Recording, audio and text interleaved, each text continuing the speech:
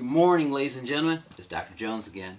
As I told you last time we spoke, we're going to be talking about how we can go from a single cell to a large organism like a blue whale. Now, as always, we always go back to our standards. Now, here's the thing. The last time we met, we were here talking about the middle school portion of this, meaning how cells have various parts that help them carry on all of the characteristics of life. Now we're going to move to this next part that talks about the hierarchical organization. Basically, how is it that you go from a single cell to a multicellular organism? Now, let's talk about hierarchy, especially when we're talking about cells. So, about to date myself, but I used to play video games, heavy back in the day, but not like these. When we started getting fighting games, oh man, I guess I was like in college. And I remember seeing like Mortal Kombat. And I was like, wow, you got a video game that looks like a person? Lovely. It was like 75 cents a game. And back when, most video games cost a quarter, big money. Anyway, the point is, you don't just go from just the lower level, which, like the little peons, to the boss. There's like a path that you have to take. So for example, you got your little foot soldiers, easy kills, ain't no biggie. Then you have the ones that are a little bit more advanced, but still no problem. Then you get your lieutenants. Once you start hitting lieutenants, that's when you like, okay, now I know what I'm doing. From your lieutenants, then you hit your captains. And then from your captain, chairman. Same thing. When you look at cells just don't jump from a single cell to a blue whale. There's a gradation, there's a stridation, there is a process by which you go more complex, more complex, more complex. So we're going to talk about that today. Now, again, cells are the smallest unit of life. And why are they the smallest unit of life? Because they carry on all of the functions of or characteristics of living things. Meaning, they have organization, they grow and develop, they process energy, they respond to stimuli or a change in the environment. They carry on regulation or homeostasis. They reproduce and they are able to adapt. Now, let's talk about this. You have a single cell. How do you go from a cell to tissues? Well, here's the deal. A tissue is just a group of cells that have adapted to work together. All right? It's like this. Before Jordan got Scotty, and really before he got Horace Grant, he was a great basketball player. He wasn't winning, any championships. He needed a team around him. And what you find is that you'll have some cells that are very good by themselves, but they need to have a group of cells to be able to carry on a higher function. Those are called tissues. And we have four main types of tissues. All right? We have connective tissue, epithelial, muscle, and nervous. So let's talk about these each for a second. Connective tissue. Think about support. Okay? And here's what I mean about support. Back in the day, there used to be a show called In Living Color. Jamie Foxx was on the show. And he had a character called Wanda. And one thing that Wanda was saying, and one thing that Wanda's catchphrase was, is, I got you. I got you. You need gas? I got you. You need money? I got you. You need some oxygen? I got you. You need to protect your lungs? I got you. And that's kind of what connective tissues do. They're your support. That I got you. Now, another type is epithelial. Now, think of epithelial more like protection. Skin. Another show, Martin. Character, Otis. Otis Supreme. Rich woman lover and a poor woman dream. Otis, he provides protection. He keeps things covered. You know what I'm saying? Now, when you get to muscular tissue, think about movement. And again, since we're in the 90s, didn't nobody move more than a hammer. Don't hurt them. Now, last but not least, nervous tissue. And when you think about nervous tissue, you think about thinking and feeling. Yeah. Did I do that? Yes, I did. Yes, I did. Now, we have tissues. How do we go from tissues to organs? Well, what is an organ? Well, think of an organ as just a group of tissues that, again, have gone through some kind of adaptation, and now they work together to do a specific task. Okay? I would say think of tissues like you would think of offense and defense on a team. Yeah, the offense does the scoring, the defense does the defending, but if you want to win championships, you got to be able to do both. There's plenty of teams, high-powered offense, but can't stop a flea. They ain't gonna win games. So, when you're looking at organs as they relate to tissues, here are some examples. First of all, when we look at connective tissues, and there's not very many organs that fall under this. Because a lot of people say, oh, blood. Well, blood's technically a tissue fluid kind of deal. But if you look at, like, joints, there's cartilage in joints. The purpose of the cartilage is to reduce the friction in the joints to help for movement. So you find that sometimes connective tissues help something else do its job. All right? In addition to that, your rib cage, that's protecting some vital organs. Those being your lungs, which help you take in oxygen, and then your heart, which pumps the blood around. Again, specific job, can't just be done by one, but it's a tissue system, right? Because bones have to grow. That means you have to have different parts of the bone that do different things. Let's go to the next one. Epithelial, remember, skin, all right? But besides skin, you find that your veins also are made up of epithelial tissue. And what do the veins do? Well, they allow the blood to travel to different parts of your body. They also allow us to have what's called a closed circulatory system instead of open circulatory system. Now, you may say, oh, wait. Open, closed, what are you talking about? Step on the bug. What happens? Crunch. That bad boy just immediately liquefies. Open circulatory system.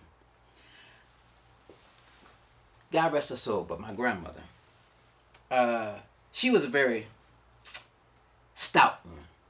And I remember one time we were in the house and she was cooking in the kitchen, and I was like, oh, grandmother, there's a mouse. She said, wait, Phil. Bam! She just stepped on it barefoot. I was like, wow. You the most roguish woman I ever met. Just no problem.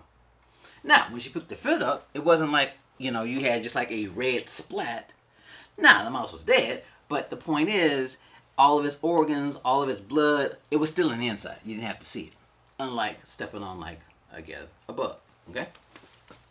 Now, skin, I already talked about that. Here's the thing about skin. If you notice, the top layer, the cells are completely different than the bottom. Here's why. One side is for protection. The other side is for growth. The side that's for the growth is the side close to the blood, because, again, you're going to be losing this. Okay? Think of it like this. Spending money, making money. Right. You spend money all the time. You may not know you're spending it, but you are. Which means you gotta be making money all the time. That's hard. And then the last one is your small intestines. And again, the job of the small intestines, one, is to move food along, but two, to take those little particles and actually allow you to absorb them. That's the job. All right? Now, muscle tissue. Now, we already talked about movement, right? But let's talk about specific types of movement. Because everybody thinks, oh, skeletal muscles. Yeah. But understand that your stomach, that's a muscle. There's muscles associated with it because, you have to, like, move that food, those particles around. Everybody knows about the heart. Yeah.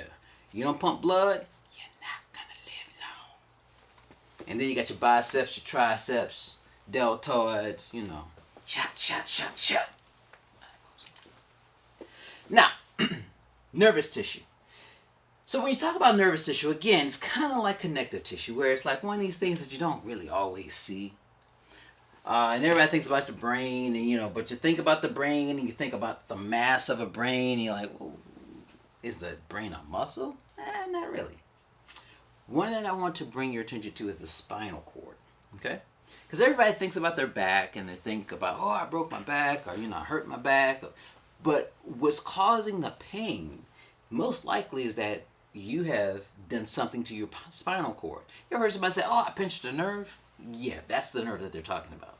And it's not like one big nerve. It's a group of nerve cells. But your spinal cord is very, very important because that's how you process information. Meaning, if something happens to your spinal cord, not only don't you move, but a lot of times you don't feel things, which is one reason why if you ever see a movie and somebody's paralyzed, the first thing they say is, I can't feel my legs. That's why they can't feel their legs. Something happened to their spinal cord. Okay? Now, we have organ.